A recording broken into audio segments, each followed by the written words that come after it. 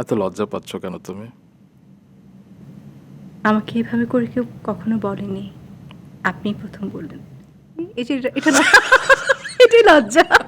How deer you, তোমার সাহস হলো কি করে বাংলা এবং ইংলিশ দুটোই বলতে হয়?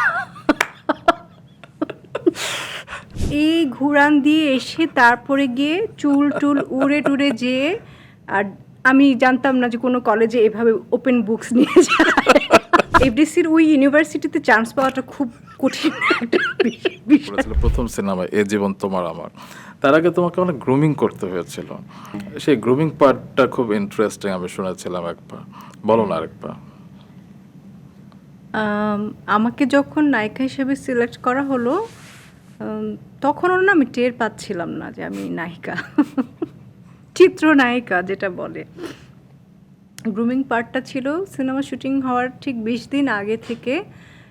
সকাল 6টায় উঠতাম, সূর্য যখন উঠবে তখন সানের দিকে ডিরেক্ট তাকিয়ে থাকতে বলেছে 10 থেকে 15 মিনিট, যে যতক্ষণ পারো তাকিয়ে থাকো। কারণ হচ্ছে সিনেমায় যখন আমরা ডে লাইটে কাজ করি আমাদের চোখে অনেকগুলো বোর্ড দেওয়া হয়, ওই বোর্ডের ইয়েটা যাতে নিতে পারি, আমার চোখ যাতে ছোট না হয়ে যায়, বা ডায়লগ রিফ্লেকশন বোর্ড বলে যেটাকে। সো ওটা যখন আরও ডাবল দেয় তখন হচ্ছে চেহারাটা ব্রাইট হয়। রিফ্লেকশন বোর্ডে কিন্তু চোখ ছোট হয়ে আসে, নর্মাল কোনো মানুষ তাকাতে পারবে না। তো ওটা যাতে আমি নিতে পারি এবং আমার চোখ যাতে ছোট ছোট না হয়ে আসে, ডায়লগ বলতে গিয়ে যাতে চোখে পানি না চলে আসে, তো এভাবে করে সূর্যের দিকে তাকিয়ে থেকে প্র্যাকটিস করতে বলেছে। আর ভোরের সূর্যেরটা অতটা ক্ষতিকারক না। এটা 15 মিনিট গেল, তারপরেই চলে আসতো গাড়ি। তোমার ম্যানুয়াল গিয়ারের একটা জিপ আসতো। জিপ এসে তখন হচ্ছে আমাকে গাড়ি চালানো শেখানো হয়েছে। তুমি তখন ক্লাস 8-এ পড়তে না? ক্লাস 8-এ পড়েছি। তো এত বড় জিপ ম্যানুয়ালি গিয়ার দিয়ে শেখাটা অনেক কষ্টকর ছিল। তো তখন হচ্ছে এই বাসা ছিল আমার হাতিরপুলে, ওখান থেকে টিএসসি, কার্জন হল তখন কিন্তু অনেক খালি থাকতো রাস্তা। ওই সময় আমার এইসব জায়গাগুলিতে আমি ড্রাইভিং শিখেছি। ড্রাইভিং শেখা শেষ, তারপরে আমার খাবার একটু থাকতো, খাবারও লিমিটেড খাবার থাকতো যাতে মুটিয়ে না যাই। তারপর খাবার খেয়ে আমি ঝিমিয়ে পড়ছি না, ফাইট ডিরেক্টর এসে কিছুক্ষণ হাই হুই ফাইট শেখালো আমাকে, কীভাবে ফাইটের। তারপর আসতো এই 11টার দিকে স্ক্রিপ্টের একজন স্ক্রিপ্ট রাইটার প্লাস হচ্ছে ওই ছবির এডি অ্যাসিস্ট্যান্ট ডিরেক্টর, তিনি এসে ডায়লগগুলো কীভাবে আমি বলবো। মনে করো তোমার বাবা মারা গেছে, মা মারা গেছে, মনে করো পড়ে আছে। আমি বলছি কোথায়, আচ্ছা নতুন, মনে করো ফিল করো তুমি এখন কাঁদবে। তো আমি এখন ফুরফুরা মেজাজে, আমার তখন কিন্তু কাঁদতে হবেই। তো ওরকম করে উনি কেঁদে কেঁদে চোখের পানি উনি বের করে ফেলছে। বলো আচ্ছা এবার তুমি, আমি যা করেছি বুঝেছো? আচ্ছা জি, এবার তুমি এই সেম জিনিসটা করো। তখন আমি মা মা বাবা ওঠো, বাবা ওঠো। তো এত তো পারতাম না।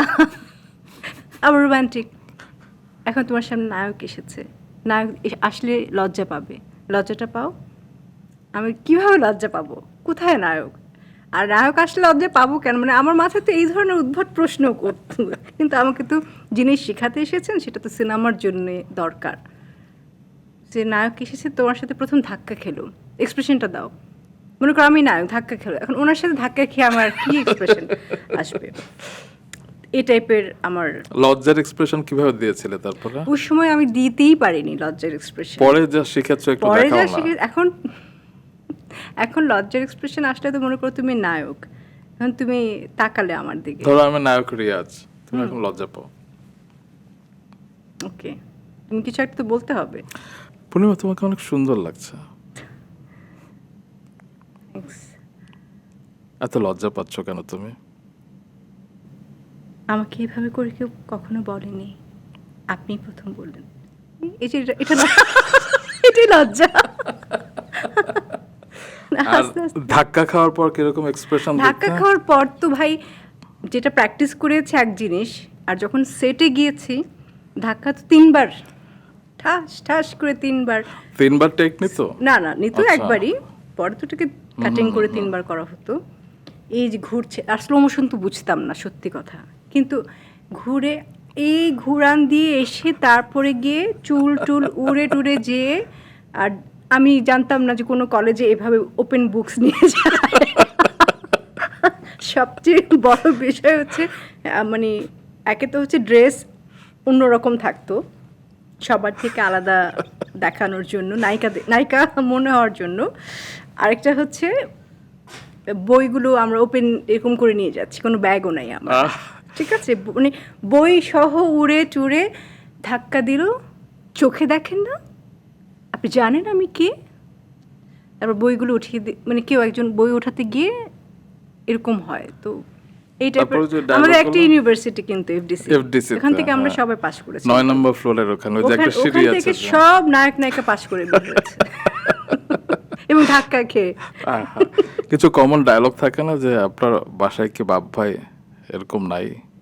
না, ওগুলো ছিল না, কারণ বেশিরভাগ ছবিতে নায়িকা একটু বড় লোকের মেয়ে থাকতো। তো এফডিসির ওই ইউনিভার্সিটিতে চান্স পাওয়াটা খুব কঠিন একটা বিষয়। হাসছো কেন তুমি? আমি তো সত্যি সত্যি ঘটনা বলছি, সত্যি ঘটনা অবলম্বনে। আচ্ছা, তারপরে তো এফডিসির ওই ইউনিভার্সিটিতে পাশ মানে নর্মাল গরিব ছেলেরা যেরকম থাকে যে ও ভর্তি হয়েছে এখানে, আর আমি গাড়ি থেকে প্রথমে পাটা বের করে স্লো মোশনে হেঁটে হেঁটে যাচ্ছি, তারপর এক গরিবের ছেলের সাথে ধাক্কা খাচ্ছি, ওটাই যে নায়ক। চোখে দেখো, আর আমি তো সানগ্লাস পরা, তো চোখে দেখো না। তখন আবার হিরোরও ডালো থাকে, ম্যাডাম সানগ্লাস তো আপনি পরে আছেন, চোখে আপনারও দেখা উচিত ছিল। হাউ ডিয়ার ইউ, তোমার সাহস হলো কি করে? বাংলা এবং ইংলিশ দুটোই বলতে। পুরো কমেডি। হ্যাঁ, do you know who I am? তুমি জানো আমি কে? মানে আমি ইংলিশ বলছি অ্যান্ড ট্রান্সলেটও করছি সামহাউ। সো আপনি যেই হন না, নায়কের কথা আপনি যেই হন না কেন, আপনি ধনির দুলালি কোনো বড় লোকের দেমাগি মেয়ে হবেন, এরকম টাইপের কিছু থাকতো। ইউ শাট আপ, চুপ, একদম চুপ, মুখস্থ হয়ে গেছে। সো আমার কাছে মজা লাগতো যে আমি কোনো হয়তো বা বড় এমপির মেয়ে বা মন্ত্রীর মেয়ে বা কোনো একটা বড় গ্রুপে ডনের কোনো বোন হই, এরকম ক্যারেক্টারগুলো থাকতো।